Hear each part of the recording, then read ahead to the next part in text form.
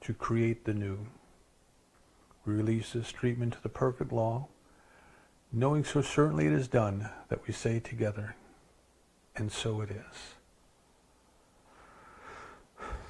All right, everyone. Well, thank you for being with us. And if you didn't hear it at the beginning, we've had kind of a little change in direction. The email we sent out last night said that we were going to be talking about discovery. What is the greatest discovery? Where was it made?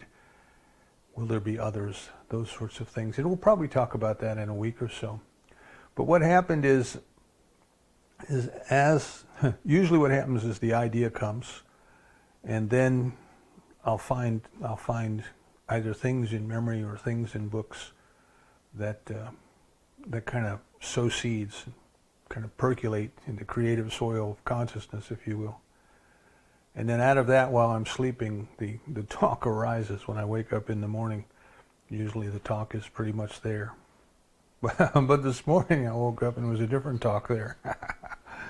So apparently we have something else that's more appropriate for today. And I think it is, as I listen to these ideas as they play through my head, I think it is a perfect explanation or understanding of what's going on in the world today, what's going on as we see around us today, in terms of cause and effect, in terms of spiritual cause and spiritual effect. So we recognize that that life is changing, as I said in the opening treatment. Life is changing, but it always seems to be moving in the same general tendencies, in the same general direction.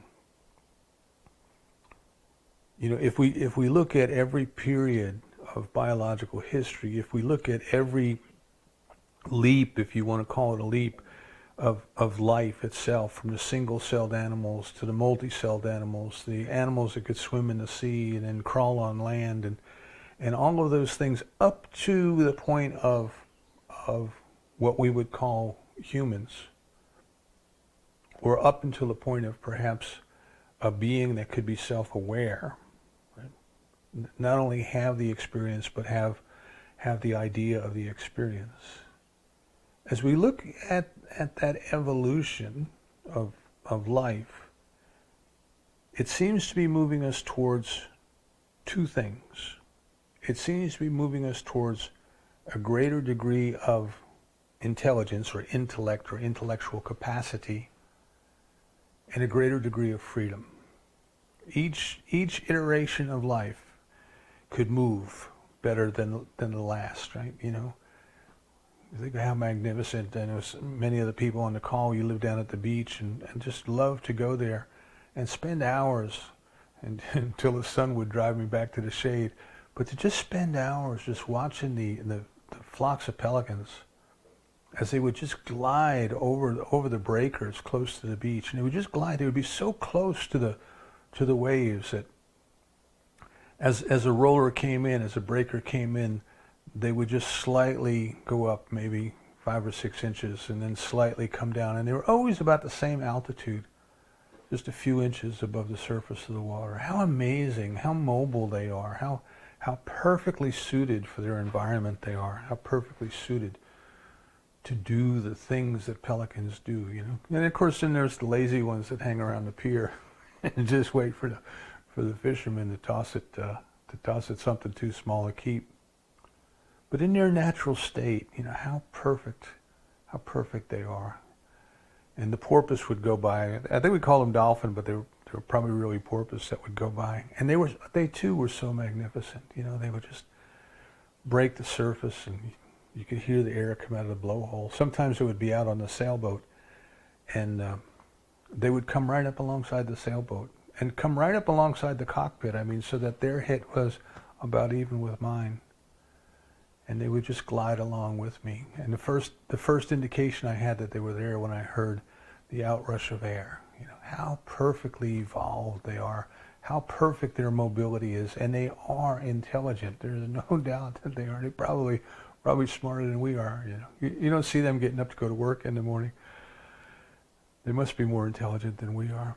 So the point is that life is out picturing itself. Life is moving forward all constantly.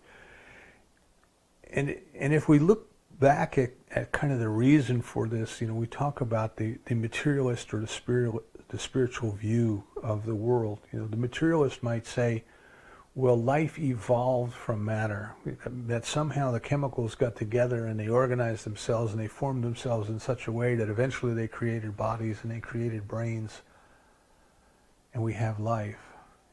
And the spiritual view would be that life was involved in matter. It didn't evolve from matter.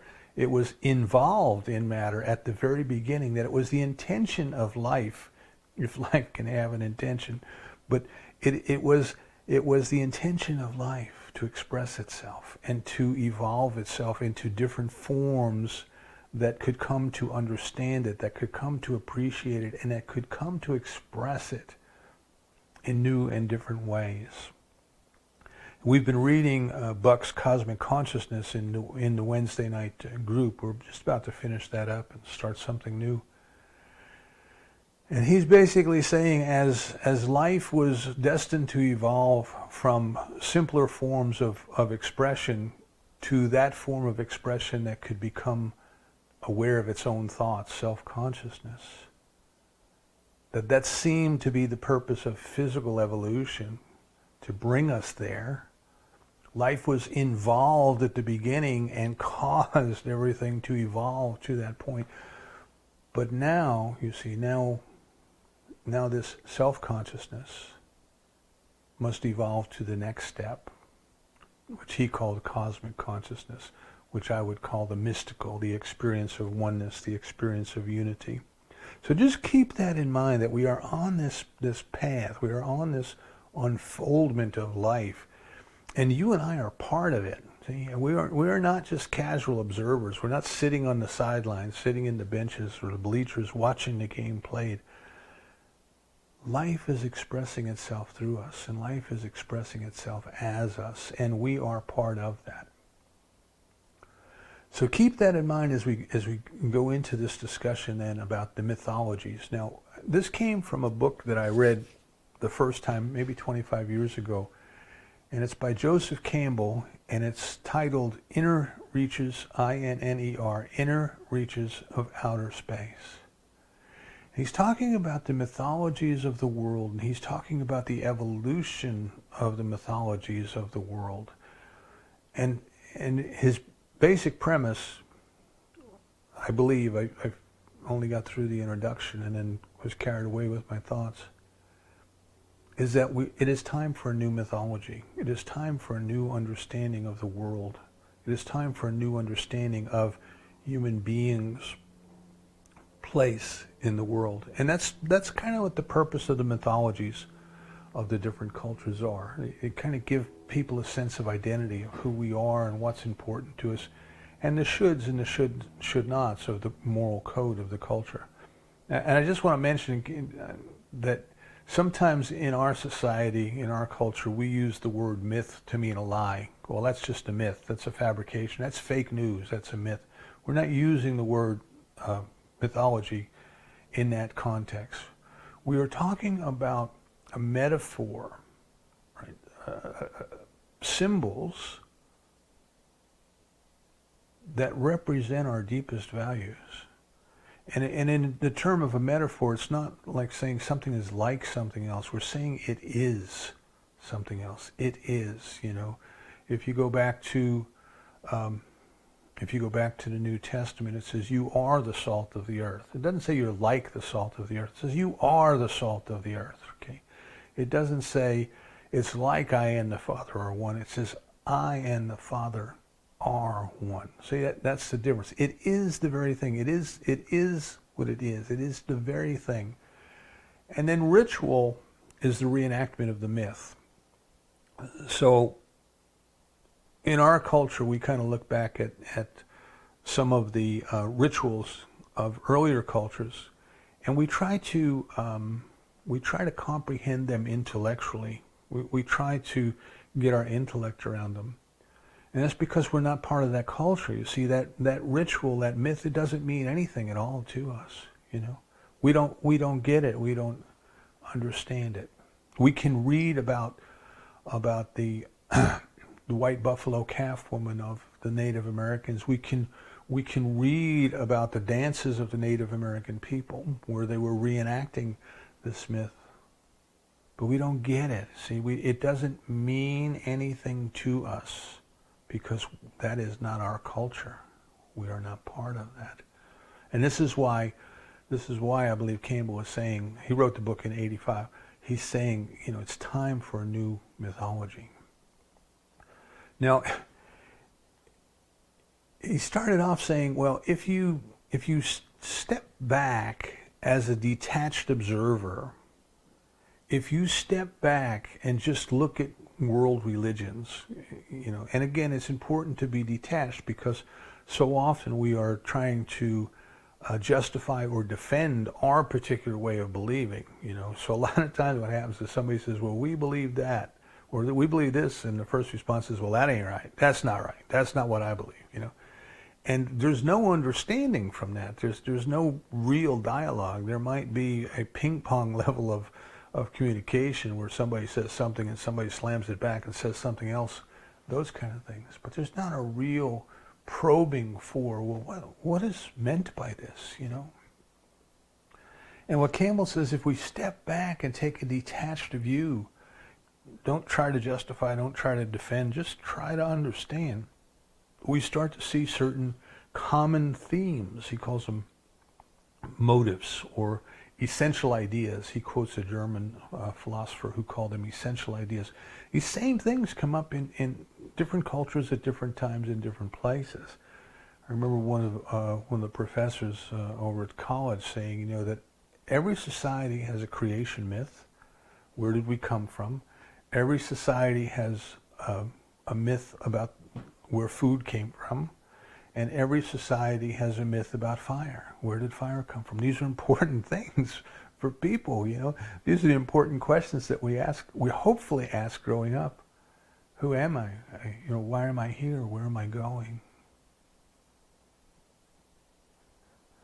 So the mythology is kind of the inherent understanding that people have, but it doesn't come from an intellect. It doesn't come from the brain. But it comes more from what we would today call our subconscious. It's something that is already there that rises up within us. Something that is already there. This sense that we are a part of something bigger seems to be already there, inherent in people. And their mythology, their creation myth, you see, it kind of gives expression to that feeling that we are part of something else, something bigger, but it expresses it in the characters and the costumes and the language and the music and the art of that particular culture. But if you step back far enough and you look at the different cultures of the world, they all have some sort of a mythology about who they are and where they came from. And as I said last week, if you look at those, many, if not all of them, start with the assumption that we are the real people. We are the original people.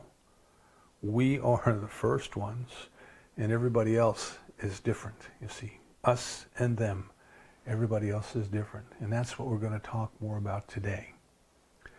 So here's something that just kind of struck me interesting, and I think it's interesting because to me it kind of shows us cause. Right? Remember, it's done unto you according to your belief. We talked about that for the last 6 or 7 weeks. It's done unto you according to your belief. What do you believe? What do you believe? Do you believe in us and them? Do you believe in self and other? Then that's how you will act, you see. That's how your life will play out. So Campbell tells us to consider there are 3 primary urges that he says that basically for the last 40,000 years, now I don't know why he came up with that number, but he's basically saying for the last 40,000 years that what has been been working through human consciousness, what has been coming out is these three primary urges. Now, I loosely relate them to the first three chakras, and maybe it's more than a loose connection, but that's what it reminds me of. And he said the first urge is the urge to kill.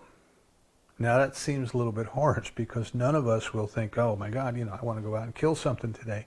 That's not what he's necessarily talking about, but it does come to be expressed that way. What he's saying is that all of life requires death.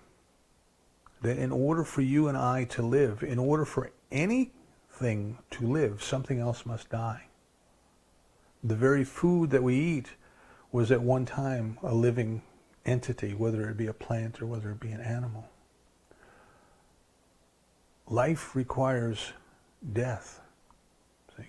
And this urge for killing, as he puts it, is kind of an expression of this desire to survive. Right? So this is why I say it's the root chakra, survival.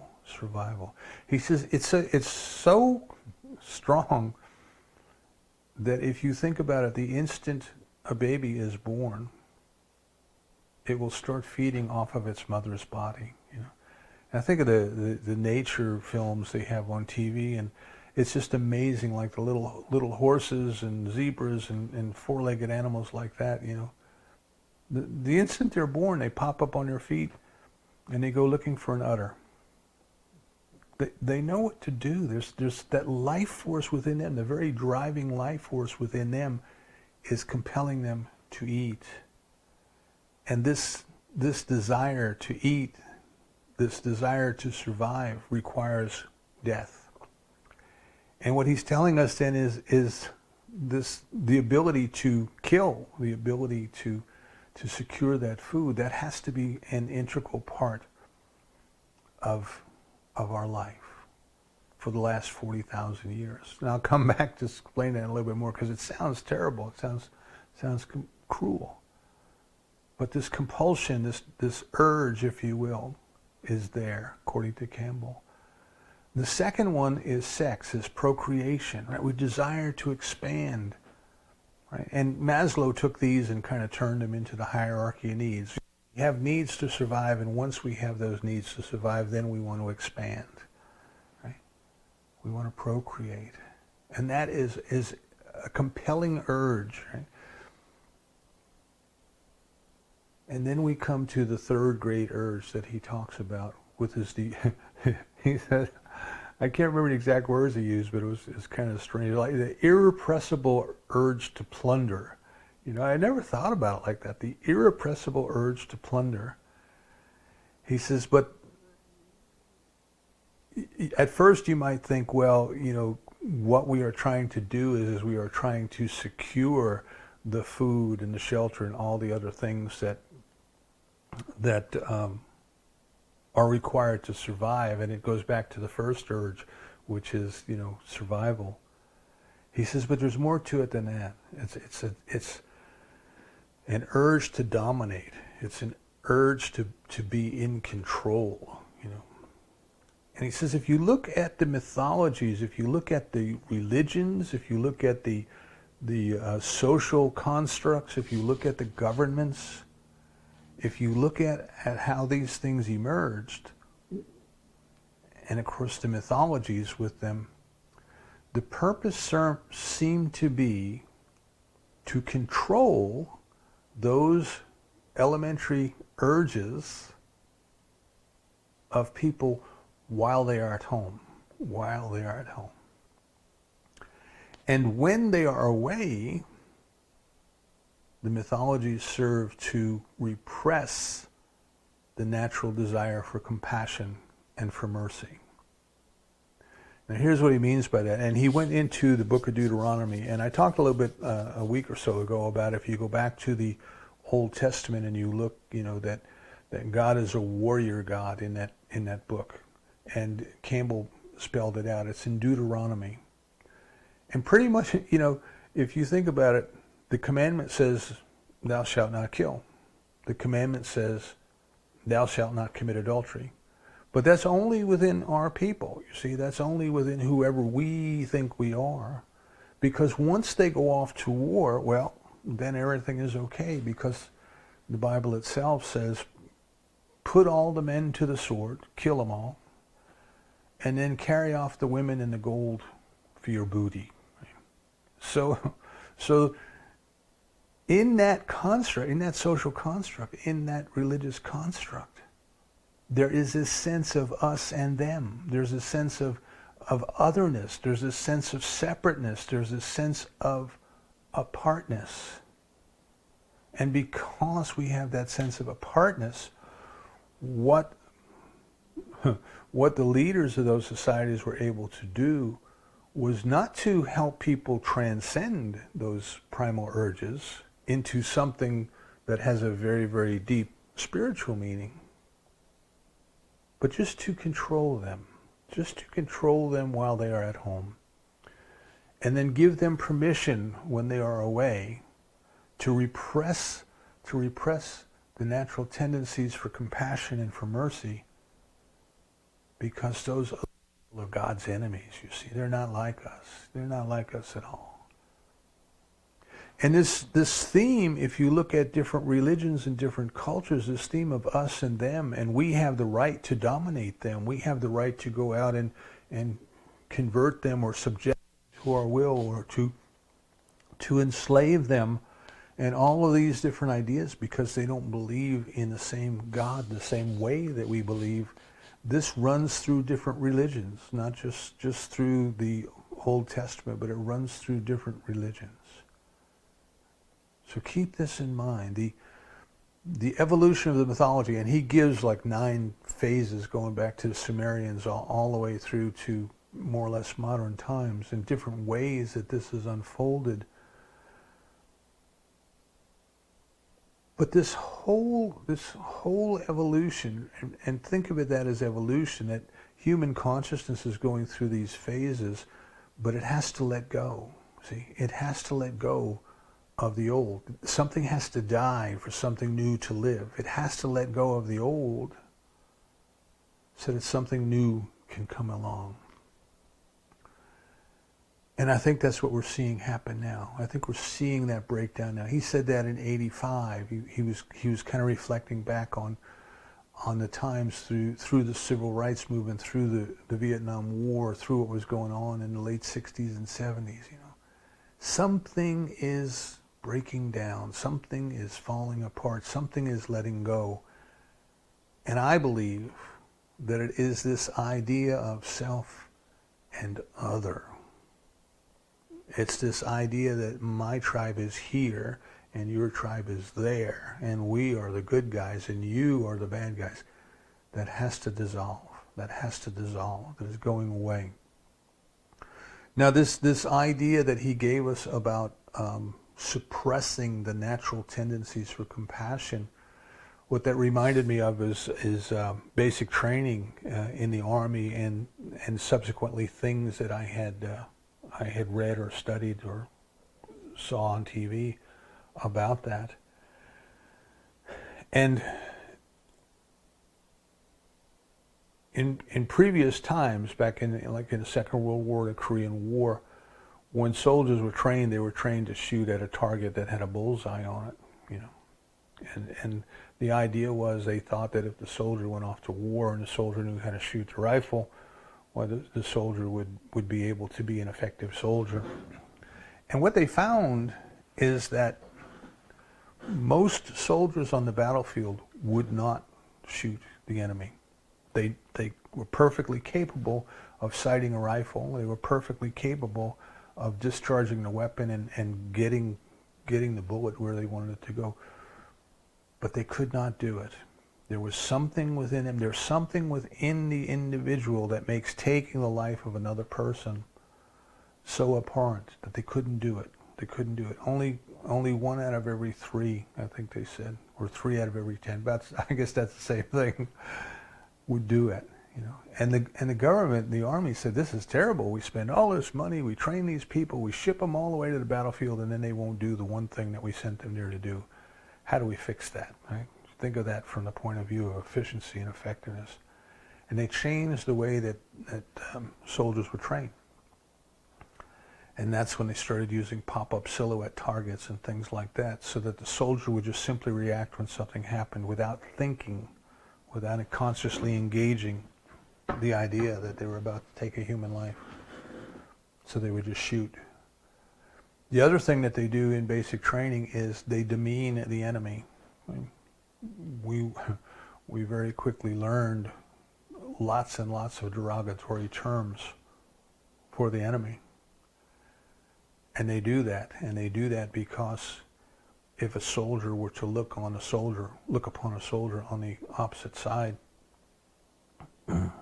as a human being, they wouldn't do the things that the government wants them to do. So the government wants them, or needs them perhaps, to go out and do these things, but has to give them a way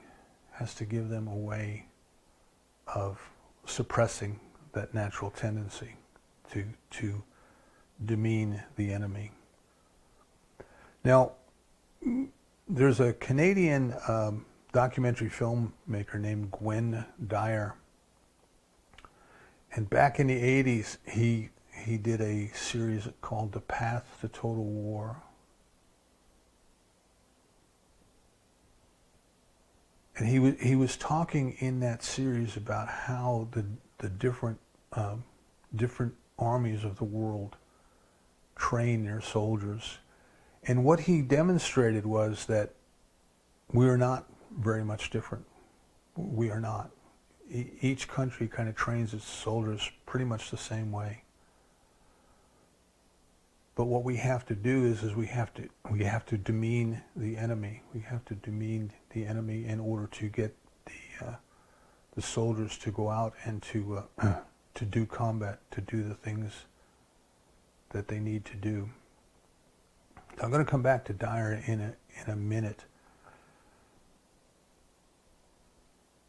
But what we want to remember then is that people are given permission to repress their natural desire for mercy.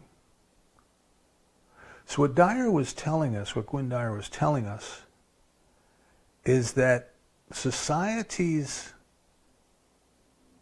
send the soldiers out to do the things that the citizens themselves do not want to do. None of us wants to kill anybody. We don't want to do that. But yet within our society we believe it's necessary. There's this urge, as Campbell would call it, to do that. So in exchange for getting the soldiers to go out and do the very things that we don't want to do ourselves, we give them permission to create their own mythology, their own culture, their own rules, in which killing is good. So for here, thou shalt not kill, see. But in the military, for the people that we need to do that work, or at least we send out to do that work, they have to be able to create a society with totally different rules. And they do that with this sense of separation, this sense of them versus us. They are our enemy. We have permission to do the things to them that we could never do back at home.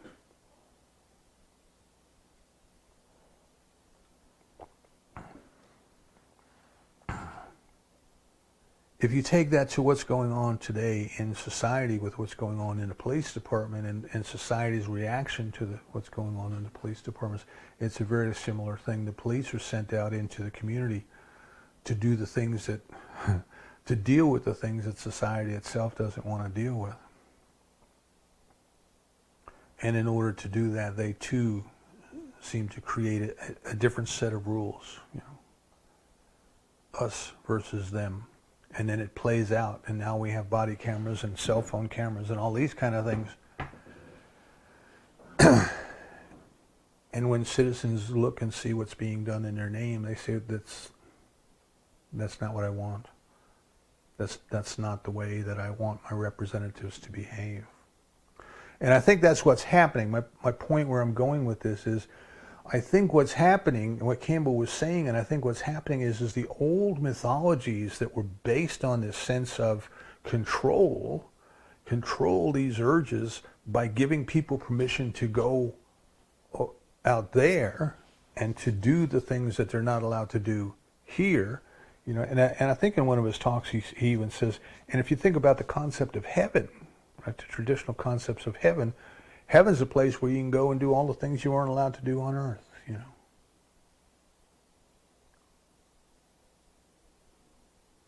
So this idea of otherness, this idea of self and other, is a phase of consciousness that human beings had to go through. In Buddhism, they tell us we can only discover who we are. We start with a sense of who we are not. So if somebody was unconscious on a floor in a room and they woke up, they would push themselves off the floor. They would push away from the floor to get up. And what they're telling us is that we start our life, we start our consciousness, the evolution of human consciousness, or even as an individual, as a child, as a baby. We have this sense of otherness. And perhaps we can't say who we are as much as we can say who we are not. I'm not them. I'm not like that. I'm not those people over there. And this idea of otherness eventually has to go away. It eventually has to fade, you see.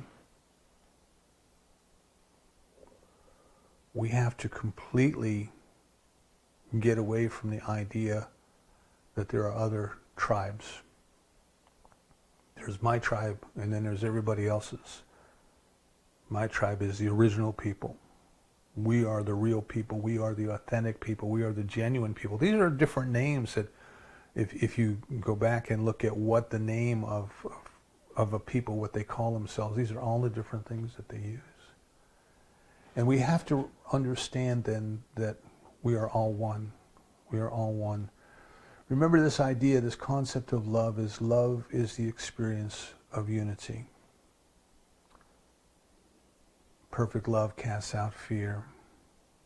If we truly understand that we are one with all people, even those we would call our enemies, right? What does the New Testament say? It says, love your enemy, love your enemy. Well, how do we love our enemy? We have to recognize that we are one. We have to recognize that we are one. As Gwynne Dyer pointed out in his documentary, at those times it was all men, young men from 2 different countries going through almost identical training, except they each believe that their country is the right country. Other than that, they are the same. Other than that, they are the same. So I think what's happening when we look in the world today, and I think what Campbell was commenting on back in '85, is there is an ending. There is an ending. But the new beginning hasn't emerged yet, you see. And if you look at William Bridges' work on transitions, he tells us that we have grown up thinking that there's a beginning, there's a middle, there's an end. But it doesn't happen that way. There's an ending. Then there's a middle, which is a period of chaos and confusion, because the new beginning has not emerged yet. And then out of that chaos, something seems to coalesce around a new purpose. And then a new beginning is formed. So Bridges was kind of relating that to transitions in our life. You lose one job, you get laid off one day, your company shuts down one day, which, back when I was a kid growing up, that didn't happen so much. Now kids today growing up, entering the workforce, that, 2 or 3 years with the company's good, then I'll move on someplace else. And so there's an ending. Your company closes the door to you. And then you're unemployed for a while, and you're searching for new work, and it's confusing and it's frightening. And then out of that, you start to get a glimmer of a new idea, of a new something. Maybe this is an opportunity to completely change my career. I was in that job for a long time. Yeah, I could do that job well, but now maybe I can take my severance package if I have one, and I can create something new. I can put all my energy into creating something new. See, so there's an ending, there's a time of confusion, there's this new sense of purpose, the way that we want it to be. And then that is the seed, and then everything that is up in a state of flux and confusion seems to coalesce around it, reform around it, you know. So the visual I get is almost like a little cartoon visual of something just exploding, and it goes up into a billion pieces, and then those pieces start to come back down, and when they come back down, they create something entirely new. So I think it's time. I think it's time for the old mythology based on the idea of separation, of self and other, and based on the idea that we have these urges and there's nothing to do but to control them. By controlling them at home, but, you know, once they're away from home, they can express them. I think it's time to tear down those old ideas and bring ourselves to a sense of sense of oneness as opposed to otherness, and a sense of transcendence rather than control. Transcendence rather than control.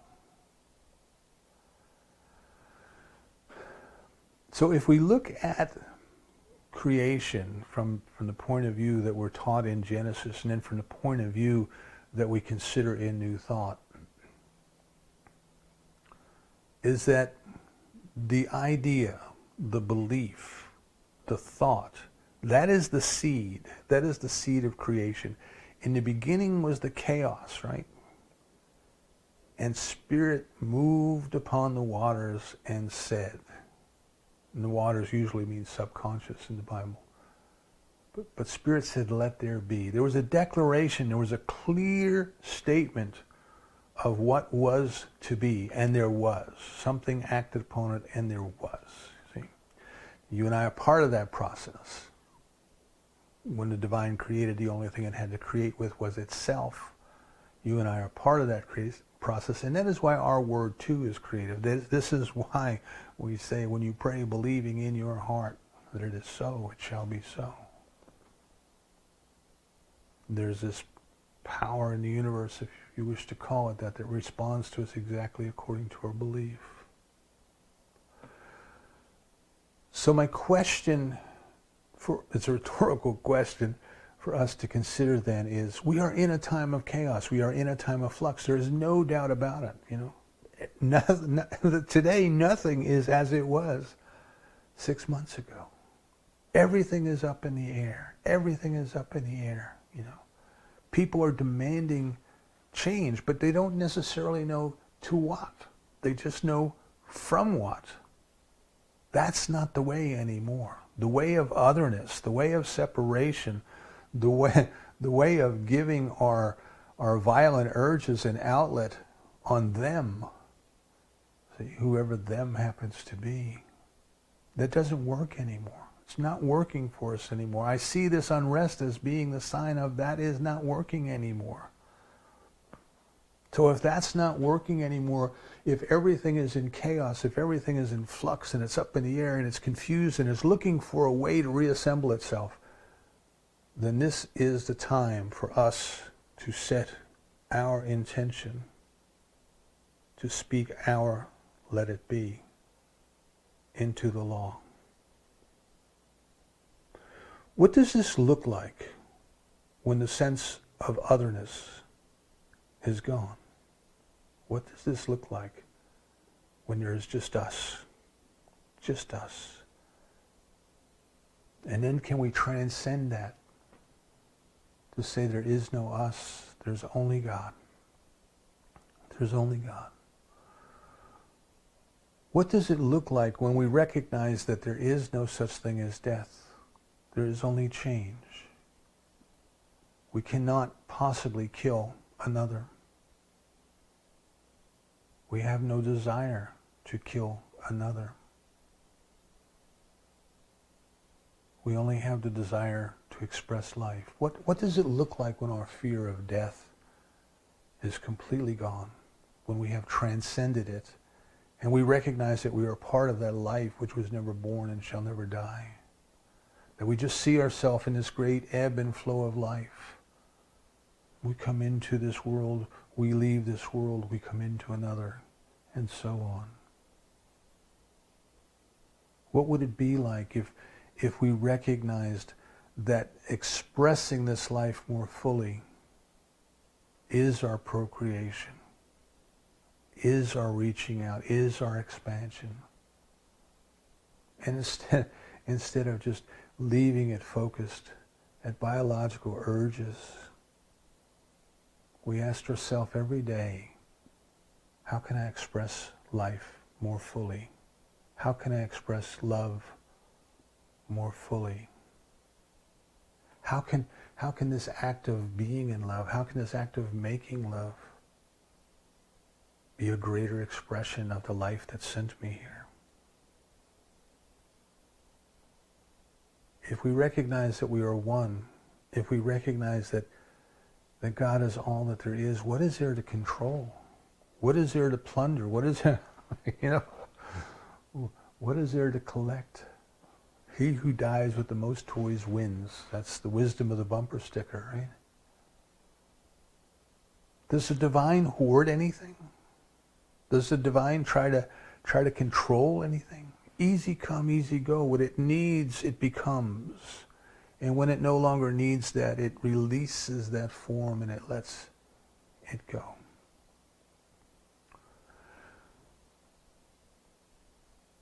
According to Buck, according to what we've been reading in Buck, right, we are going through this stage of awakening. Life has gone through the stage of awakening from what he calls the simple consciousness to the self-consciousness, which means being aware of being aware. Now that's the one thing that we can do. And the one thing that we can do is to be aware of our thoughts, to be aware of our emotions, to be aware of these things that, Campbell's asking us to consider. What is your mythology? What is your personal mythology? What is your sense of right and wrong?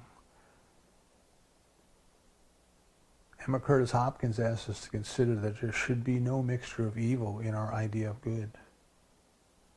And yet in our world there is always a mixture of evil in our idea of good. The commandment says thou shalt not kill, but in practice it's thou shalt not murder. Because there are, according to society, there are acceptable times to kill. What if we could move beyond that? What if we could move beyond allowing a mixture of evil in our idea of good?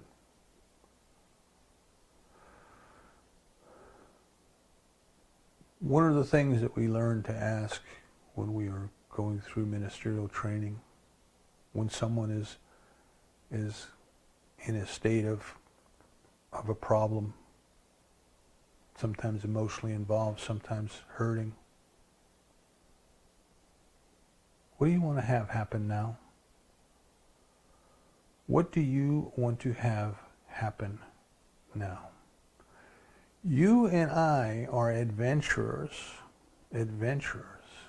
spiritual adventurers, Dr. Holmes said. Spiritual adventurers in the unexplored territory of mind. The old is giving way. It no longer works. People are trying to cling to it. They're trying to hang on to it. They're fighting dearly to go back to the old ways.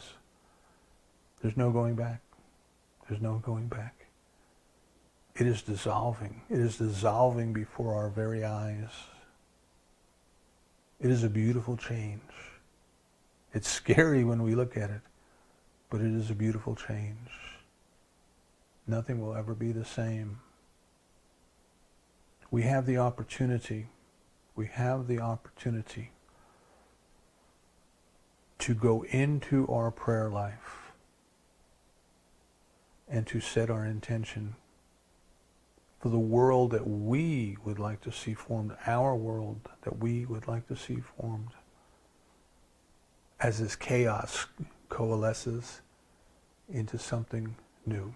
See, in the beginning, in the book of Genesis, in the beginning, God said, let there be this. God said, let there be that. God said, let there be the other thing. And there was. Something acted upon those words, those thoughts, those ideas, and made it so. But now that we have evolved, not only to the point of self-awareness, but to begin, as Thomas Troward calls it, the fifth kingdom, the kingdom of spiritual awareness, and we're just beginning that. Now we recognize that we have to speak our word,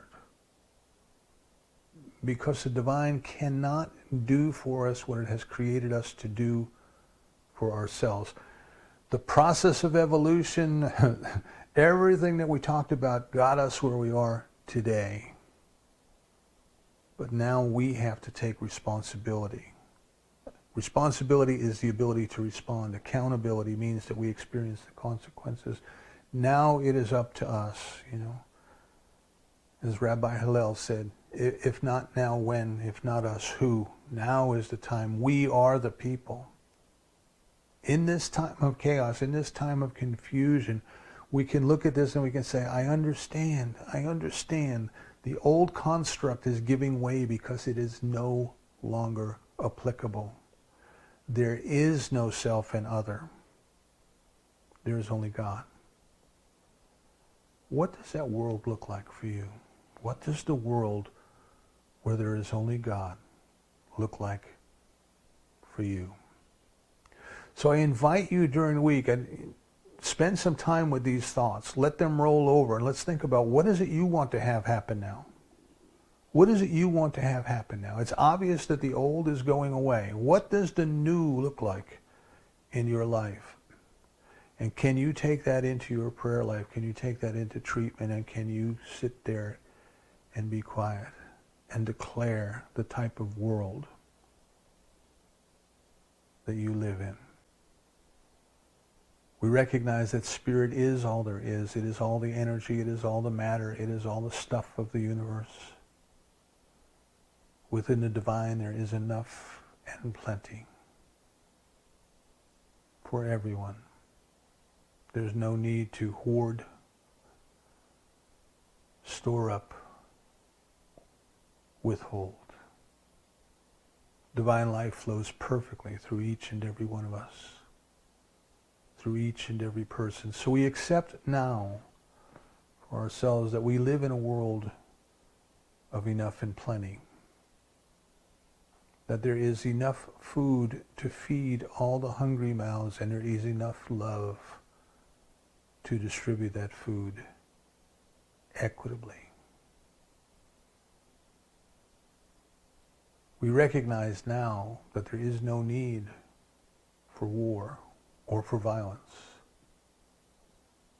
We recognize even those that we would call our enemies as individualized expressions of God.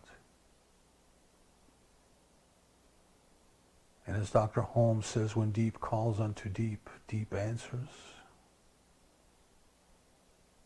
We now bless each and every person. We recognize them as a beautiful expression of the divine. We treat them accordingly. And we expect the same.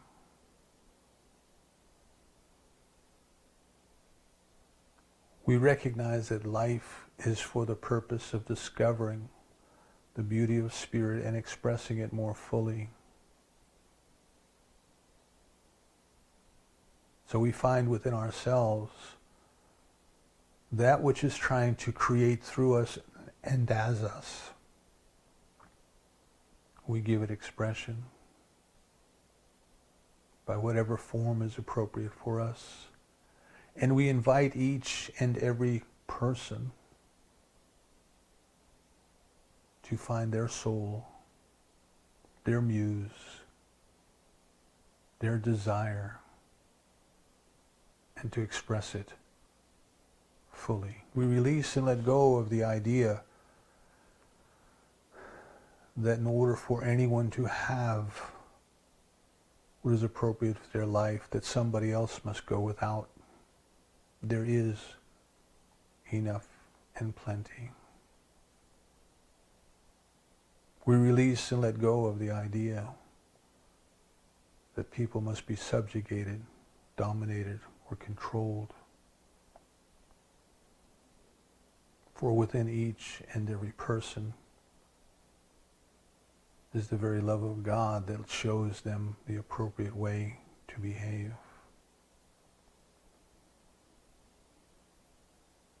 We release and we let go of every and any idea of separation in our consciousness. As Emerson said, we get our bloated nothingness out of the way. And we just let God be God as us.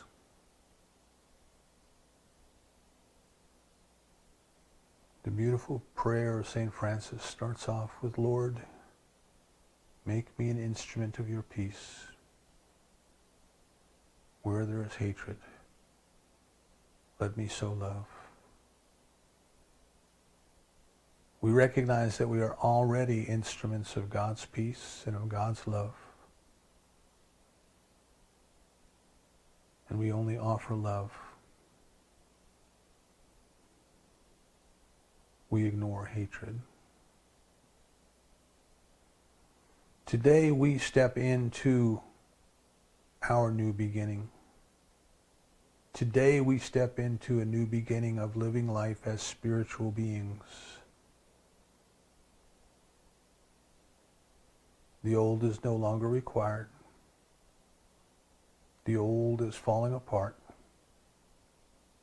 And the new is coalescing to ideas of love, to ideas of unity, to ideas of peace, to ideas of joy. We are grateful for this opportunity to be together today, to let these ideas work with us and through us, and to commit ourselves to experiencing more of the divine love right here, right now, where we are. We release this treatment knowing so certainly it is done that we say together, and so it is. Alrighty then, and I think, let's see if Reverend Lloyd has the announcements. Yes.